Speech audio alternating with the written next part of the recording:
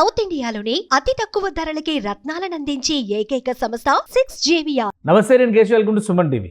ఆంధ్రప్రదేశ్లో రాజకీయ పార్టీల మధ్య మాటల యుద్ధం ముదురుతోంది. ఓవైపు విపక్ష నేత జగన్మోహన్ రెడ్డి 2.0కి సిద్ధం కావాలని పిలుపునివ్వడం, మరోవైపు నుంచి మాజీ పీసీసీ చీఫ్ సాకేత్ శైలజానాథ్ ఆ పార్టీలో చేరడం ఆసక్తికరంగా మారింది. ఇక ఏపీ సీఎం చంద్రబాబు నాయుడు చెప్పినటువంటి ర్యాంక్స్ వ్యవహారం సోషల్ మీడియాలో విపరీతంగా వైరల్ అవుతుంది. వీటితో పాటు జనసేన పార్టీ జనంలోకి మళ్ళీ ఎప్పుడు వెళ్ళబోతుంది, ఈ అంశాల గురించి తెలుసుకునే ప్రయత్నం చేద్దాం. మనతో పాటు జనసేన పార్టీ నేత కిరణ్ రాయల్ గారు మనతో పాటు ఉన్నారు. కిరణ్ రాయల్ గారు నమస్కారం. నమస్తే కేశవ్ గారు, మీకు సుమన్ టీవీ ప్రేక్షకులందరికీ నమస్కారం సార్. కిరణ్ రాయల్ గారు, రెండు అంశాలు విపరీతమైనటువంటి చర్చనీయాంశాలుగా మారుతున్నాయి. ఒకటి 2.0, ఎవరికి 2.0, ఏం 2.0, మీ విశ్లేషణ ఏంటి? మీరు రకరకాల ఫోటోలు రిలీజ్ చేస్తున్నారు, ప్రెస్ మీట్లు పెడుతున్నారు, ఇది కూడా ఆసక్తికరంగా ఉంది. ఏంటి చెప్పండి సార్. ముందుగా వివరణగా చెప్పాలి, ఎందుకంటే జగన్మోహన్ రెడ్డి లండన్కి వెళ్ళి వచ్చి ఏదో ప్రజల్లో ఏదో చేస్తాడని, ప్రజలకి ఏదో మారిపోయినా చెప్తాడనో, లేకపోతే ఎందుకు ఓడిపోయినా ఎక్స్ప్లెయిన్ చేస్తాడేమో, లేకపోతే నెక్స్ట్ భవిష్యత్తు ప్రణాళిక చెప్తాడేమో అనుకుంటే వచ్చి అందరికి చెవులు పూపిటి సినిమా చెప్పి వెళ్ళాడు. జలా నుంచి రావడం ఈ సంవత్సరం 2.0. నాకు తెలిసి లండన్ లో ఖాళీగా ఉన్నప్పుడు 2.0 సినిమా 5 అసాలు చూసినట్టున్నాడు. ఏదైనా నాకు అనిపిస్తుంది. ఈయన 2.0 ఒరిజినల్. ఓకే, ఈయన ఇప్పుడు 2.0 డూప్లికేట్. ఈ పోస్టర్ మేకింగ్ మాత్రం బాగా జరుగుతుంది మీ దగ్గర. ఏం లేదు సార్, ఏఐ ఇంటెలిజెన్స్ ఉపయోగించుకోవాలి కదా, దాన్ని వాడాలి, ఇంకేం లేదు. ఇప్పుడు 2.0లో రజనీకాంత్ పేరు చిట్టి, ఈ 2.0లో ఈయన పేరు చిట్టి రెడ్డి. ఎందుకు చెప్తున్నామంటే చాలా మందికి కామెంట్ చేసినట్టు లేకపోతే ర్యాగింగ్ చేసినట్టు ఉంది. జగన్మోహన్ రెడ్డి మాటలు కూడా అలానే ఉన్నాయి, ర్యాగింగ్ చేసినట్టే ఉంది, ప్రజల్ని కామెంట్ చేసినట్టే ఉంది. అసలు 2.0 అంటే ఏంటి సార్? 1.0లో నువ్వు ఏం చేసావు? ప్రజలు సినిమాని ఒకసారి చూస్తారు సార్, ఆ సినిమా బాగుంటే రెండోసారి చూస్తారు. ఇప్పుడు కేజీఎఫ్ ఎత్తుకోండి, బాహుబలి ఎత్తుకోండి, పుష్ప ఎత్తుకోండి, ఇంకా చాలా సినిమాలు వచ్చాయి, పార్ట్ 2 సెకండ్ పార్ట్లు, అవన్నీ బాగున్నాయి కాబట్టి చూస్తారు. నీకు 1 ఇస్తే సర్వనాశనం చేసేసి మొత్తం ఈ రాష్ట్రాన్ని అసలు పూర్తిగా నాశనం చేసి కేసులు పెట్టించేసి జైలుకి పంపించేసి రాజధాని లేక దిక్కు దివాణం లేక భిక్షమెత్తుని స్టేజ్కి ఆంధ్ర రాష్ట్రం తీసుకొచ్చి మళ్ళా 2 చూపించాలంటే ఎవడు చూస్తాడు సార్? కానీ కూటమి నాయకులందరూ కూడా మోసం చేశారు, అబద్ధాలు చెప్పారు, సూపర్ 6 అని చెప్పి అన్నారు, షణ్ముఖ వ్యూహం అన్నారు. ఇవన్నీ ఒక్కటి కూడా అమలు చేయకుండా ప్రజల్ని మభ్యపెట్టి అధికారంలోకి వచ్చారు. కాబట్టి రియాలిటీ వెంటనే తెలిసిపోతుంది, మళ్ళీ నేను అధికారంలోకి వస్తాను అని అనుకుంటున్నారేమో కదా జగన్మోహన్ రెడ్డి గారు. అలా అనుకోవడానికి అవకాశం లేదా? ఆ ఛాన్స్ 30 ఏళ్ళు ఉంటాడు జగన్మోహన్ రెడ్డి, కన్ఫామ్ జైల్లో ఉంటాడు, అధికారంలో కాదు. నేను 30 ఏళ్ళు ఉంటాడు, 30 ఏళ్ళు ఖచ్చితంగా ఉంటాడు, జైల్లో ఉంటాడు, మోహమాటమే లేదు. ఛాలెంజ్ చేస్తున్నా, మొత్తం వైసీపీ పార్టీ ఖాళీ కాబోతోంది. ఏదో ఆయన మాటలు నమ్మి ఆయన ట్రాప్ లో కూడా శైలజానాథ్ చేరినట్టున్నాడు. నాకు ఎందుకు చేరని అర్థం కావట్లేదు, నవ్వు వస్తాను. 30 ఏళ్ళు ఉంటానని చెప్పాడు ఆయన. ఒకవేళ 30 ఏళ్ళు సీఎంగా ఉంటాడు, ఒకవేళ జైలుకు పోతే మనం లీడ్ చేయించేమో ఆ పార్టీని చెప్పి శైలజానాథ్ చేరినట్టున్నాడు, నాకు కూడా సమాచారం. శైలజానాథ్ గారు ఏం చిన్న రాజకీయ నాయకుడు కాదుగా, ఆయన పీసీసీ చీఫ్, అందుకే సార్ మాజీ మంత్రి, చాలా బ్యాక్గ్రౌండ్ ఉంది కదా. ఆయన లేకుండా వెళ్ళి ఉంటారా? జగన్మోహన్ రెడ్డి ఒకవేళ జైలుకి వెళ్తే శైలజానాథ్ అని నడుపుతాడేమో పార్టీని అనే అనుమానం ఉంది ఈ 30 ఏళ్ళు. ఎందుకంటే 1.0లో జగన్మోహన్ రెడ్డి బాబాయిని లేపేసి, ఎస్సీ ఎస్టీని లేపేసి, బీసీని లేపేసి అంతా చేసి ఈ రోజు 2.0లో ఎవరు లేపడానికి వచ్చినాడు సార్? స్పీడ్ గా వేగంగా వస్తాను నేనంటే ఇవన్నీ బాగోదు సార్. ర్యాగింగ్ చేయడానికి బాగుంటుంది, కానీ రాజకీయాల్లో ఇవన్నీ పనికిరాదు. రాజకీయాల్లో హుందాతనం కావాలి. రాజకీయాల్లో మనం మాట్లాడేటప్పుడు ఎదుటోడు మనం నమ్మాలి, ఇది ప్రాక్టికల్. జగన్మోహన్ నమ్మే పరిస్థితిలో వాళ్ళ పార్టీ వాళ్ళు లేరు. మా తాత విజయసాయి రెడ్డి అస్సలు లేడు, ఆయన నమ్మిన బంటు. ఆయనతో పాటు 15 ఏళ్ళ జర్నీ చేసినాడు. విజయసాయి రెడ్డి లేడు, ఎవరు లేరు. పూర్తిగా వైఎస్ఆర్ కాంగ్రెస్ పార్టీ అనేది టూలెట్ బోర్డు పెట్టుకోవాల్సిన పార్టీ అది.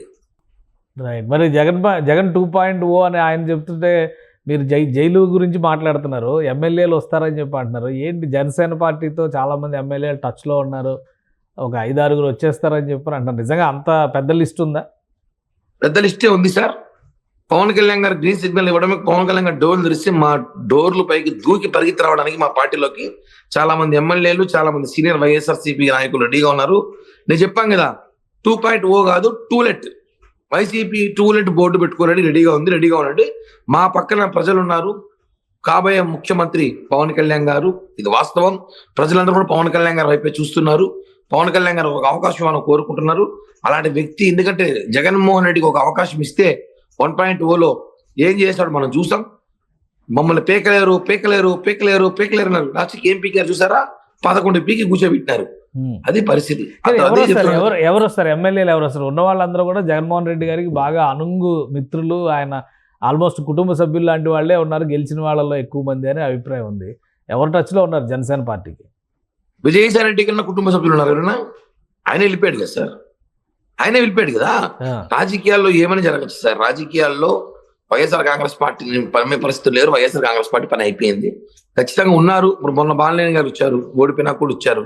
ఇంకా ఎమ్మెల్యేలు కొంతమంది మాకు సెట్ అయ్యే వాళ్ళు పవన్ కళ్యాణ్ గారిని ఎవరు విమర్శించకుండా, పవన్ కళ్యాణ్ గారితో పాటు ఇంకా మాతో పాటు ఇంకొక 20 ఏళ్ళు జీవితాంతం మాతో జర్నీ చేసేవాళ్ళు, మమ్మల్ని నమ్మిన వాళ్ళు, అంటే మాలాగే మా సిద్ధాంతాలు నచ్చి ప్రజలకు సేవ చేయాలని ఆలోచనతో వచ్చే ఎమ్మెల్యేలు ఎవరు వచ్చినా కూడా పవన్ కళ్యాణ్ గారి నిర్ణయం వరకు స్వాగతిస్తాం సార్.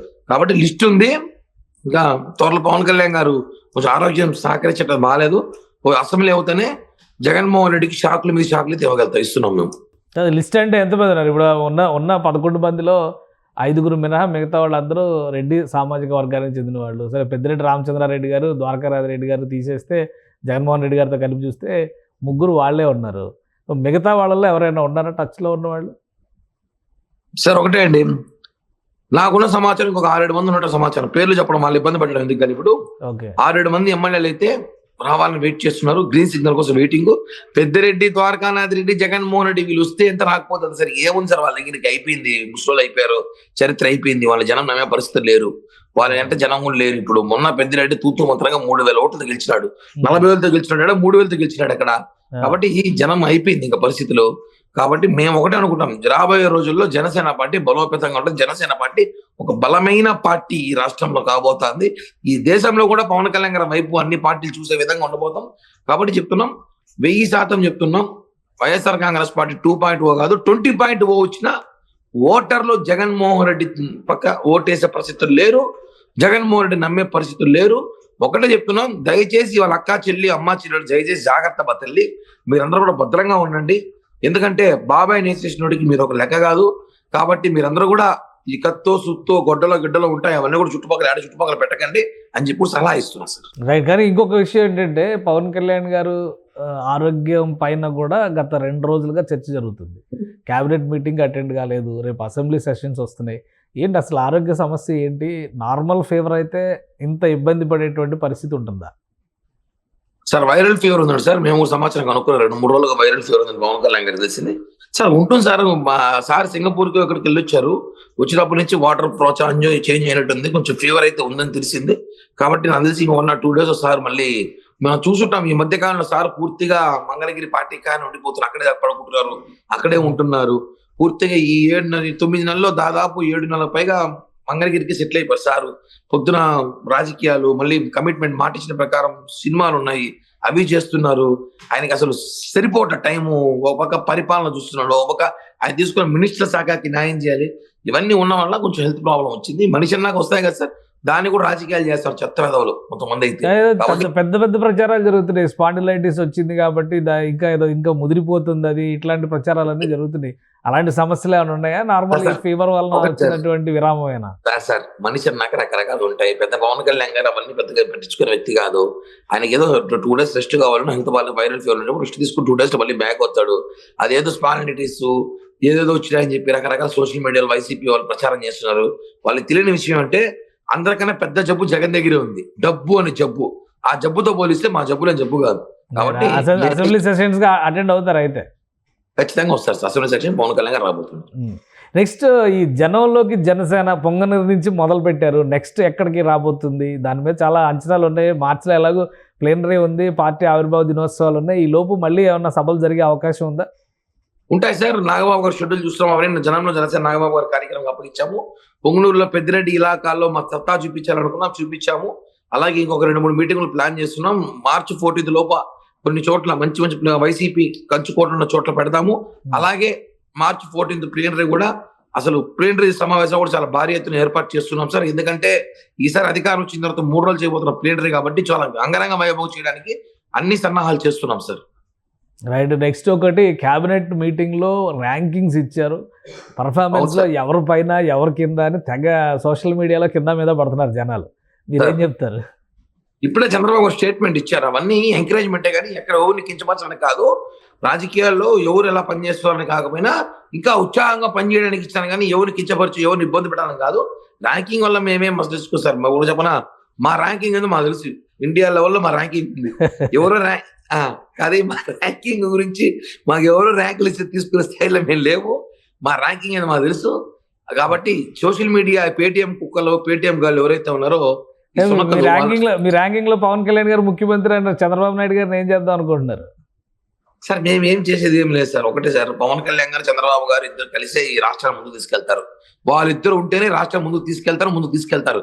ఊరికే ర్యాంకింగ్లు, సోషల్ మీడియాలు ఇవన్నీ కూడా ఏం చేసేదిలా, ఏం చించేదిలా, ఏం పొడిచేదిలా.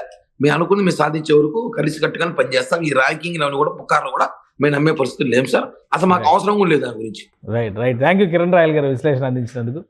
ఇది కిరణ్ రాయల్ గారి అభిప్రాయం. రాష్ట్రంలో జరుగుతున్నటువంటి రాజకీయాల్లో 2.0 జగన్ అనేది అసాధ్యమైనటువంటి అంశంగా విశ్లేషిస్తున్నారు. ఇక రెండు పార్టీల మధ్య కూటమిలో సమన్వయం ఉంది. రాబోయే రోజుల్లో మరింత బలమైనటువంటి శక్తిగా జనసేన పార్టీ ఎదుగుతుందని ఆయన విశ్లేషిస్తున్నారు. ఇక జనంలోకి జనసేన అంశం పైన కూడా పార్టీలో చర్చలు జరుగుతున్నాయి. ప్లేనరీ రోపు మరొక సమావేశం జరిగే అవకాశాన్ని కూడా కొట్టుపడేయలేమని ఆయన విశ్లేషిస్తున్నారు. ఇది special discussion. Keep watching. Suman టీవీలో మీ పర్సనల్ అండ్ బిజినెస్ ప్రమోషన్స్ కోసం కింది నెంబర్కి కాంటాక్ట్ చేయండి.